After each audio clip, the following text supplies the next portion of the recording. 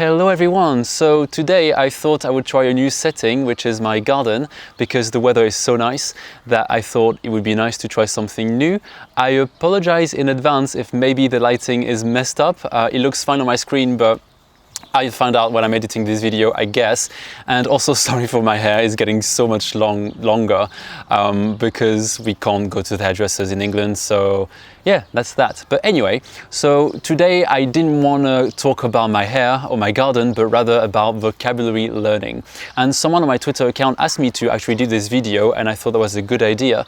And they just wanted to know how I managed to learn so much vocabulary in English, because now I am fluent.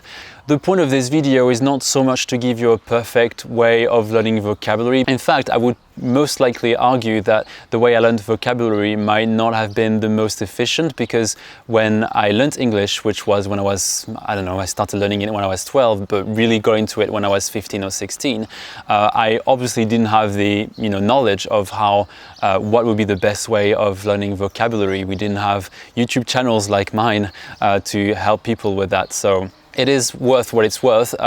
Take it as inspiration, I would say. Maybe some of the things that I've done might be useful for you, but yeah, I'm not claiming I've got the best way to learn vocabulary. So one of the ways that I've learned vocabulary was through vocabulary lists.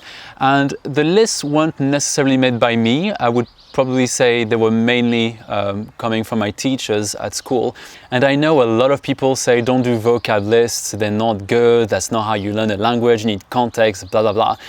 And I'm gonna say BS to all that, because for me, I think that really worked. Now, I'm not saying I was just learning lists and lists of words, of course not, but in school it was very common to have a vocab list of 20 or 30 words to learn for next lesson or for the following week or whatever. And that worked for me. I actually remember a long time ago, when I was probably 16, a teacher asked us to learn about 60 words of vocab or something like that. And I still remember some of the words from that list. In fact, there was the word lenient that I remember from that day, and that was 10 years ago. So it does prove that for me, learning vocab lists actually works and is not a waste of time. In fact, it was the main way for me to learn vocab at the time. Obviously it's different now, but it definitely was a starting point for me, let's say. But the way the teacher made us learn these 60 words of vocab was actually in a clever way, because she made it like a competition, which was essentially, I think, whoever gets the best grade in the test would get sweets. And I think that was quite clever to give some kind of incentive. Now, I'm not going to criticize so much this method. I do think that if you're just cramming words into your brain, that doesn't work so well, because I don't know, first of all, it's quite tedious. I was actually talking about this on my live stream 2 days ago, but I think if you're just cramming words into your brain, it doesn't work as well. But the reason I think it worked for me at school is because all the vocab we were learning was relevant to what we were doing in the classroom. So it wasn't just, learn 10 words of vocab picked from the dictionary at random. It was, quite specific in a way. Second point I wanted to make, and I've talked about this a long time ago on my channel, is that I used to watch, and I still do actually, I used to watch a lot of content in English, especially TV shows and films. So it started randomly. I never thought that I was watching shows to be fluent originally. I mean, that wasn't my point. I don't think I was really into English at the time either. But the way I started was I was watching an old show now, but it was called Desperate Housewives. And I was hooked. I just loved it. And after I had finished the dub version of the season 1, which was in French, I was just desperate to see more, because, it ended in a cliffhanger. So after a bit of investigation, I guess, I was probably Googling it or something, I realized that you could actually download the episodes with subtitles in French. So I was like, yes, that's for me. And I know, again, a lot of people say it's not the best way to learn vocab or learn a language, but for me, I think that worked well, because I don't know, it seems to me that some people can't do it very well, but when I watch a film with subtitles, I can very easily read and as well as listen. And I know some people say that if they put subtitles on, they just read the subtitles and then don't pay attention to the characters speaking, essentially. But for me, it's very easy. It's not something I've practiced. I just do it naturally. So when I was watching with French subtitles, English shows or American shows, then I was able to read and also kind of try to see what words they used in English. So at first, obviously, it was difficult because my English wasn't that good. But over time, I managed to really pick out sentences and words. And progressively, I started to learn more words, and I knew some phrases, and I could just remember some of it. And then progressively, I'm not sure how, but I think it was because I wanted a challenge. I started using English subtitles. So I was watching, American shows with English subtitles, and that was a way to go a bit sort of further, I guess, in my learning, because it was obviously more challenging, and I was not relying on French for understanding. I had to rely only on reading, essentially, and listening. So that was what I would call the next step. I wouldn't necessarily jump right into that if you're not very comfortable with English, but I think that's the second phase, essentially. And that helped me a lot. Again, that was a nice way for me to start learning words of vocab, also matching the sound with the spelling. And I don't know, it was just a nice way to be exposed to a lot of vocab. I hope that makes sense. I'm kind of rambling on this one, but yeah, that was essentially my method. However, if I were to critically think about this method of learning languages, I would say that if you're not really able to read and listen, I don't know how efficient that would be. Unless you're watching the show with subtitles in the language of the show, then at least you're doing some reading anyway.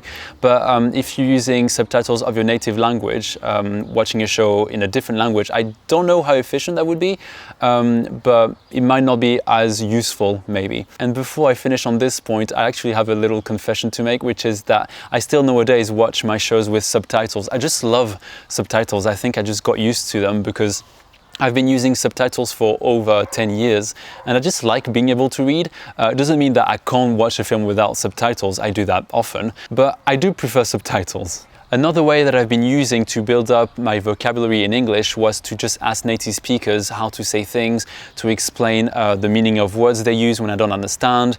I just use them as sort of dictionaries, if I may say. And why would I not use a dictionary instead? Well, I guess it's because when you ask someone, it's a bit more like, I don't know, you have a connection with this person. I think that makes it more memorable. I'm not sure how to explain. I guess it's the idea that there's like some, I don't know, like interactions are more memorable than just you looking up something in a dictionary, I think. And that's definitely helped me a lot to understand and learn vocabulary. And also, sometimes if I'm watching a movie with a native speaker, not too much because that gets annoying, but I would ask them, oh, what does that word mean? Like, can you explain? Or would you use that word in that context or whatever? And essentially, the idea is to use native speakers as language learning resources. And about native speakers, one thing that I recommend is to not be offended when people correct you, but actually accept the corrections, because they're an amazing way to learn. Just leave your ego behind. You don't need your ego when you're learning a language. Just kind of accept and see it as an opportunity to progress and be better at your language. Receiving feedback is always a great way to improve your skills, and I don't think language learning is an exception to that. Number 4, and that is the last point, reading has been extremely useful for me, and I believe it's useful for a lot of people, and there must be a reason for this, which is that reading is a great way to learn vocab and just be exposed to the language. And for me, it wasn't easy at first. It never is. I don't think something needs to be easy for it to be, to work.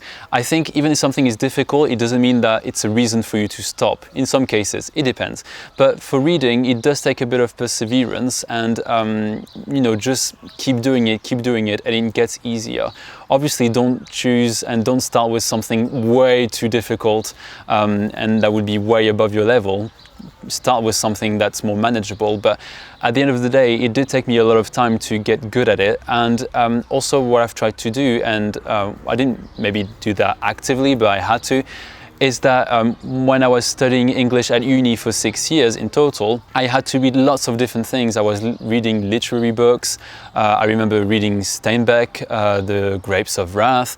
I was reading a lot of academic papers later on. So I was exposed to many types of resources in English, which really helped me broaden my vocabulary, because I was reading lots of different things on different topics.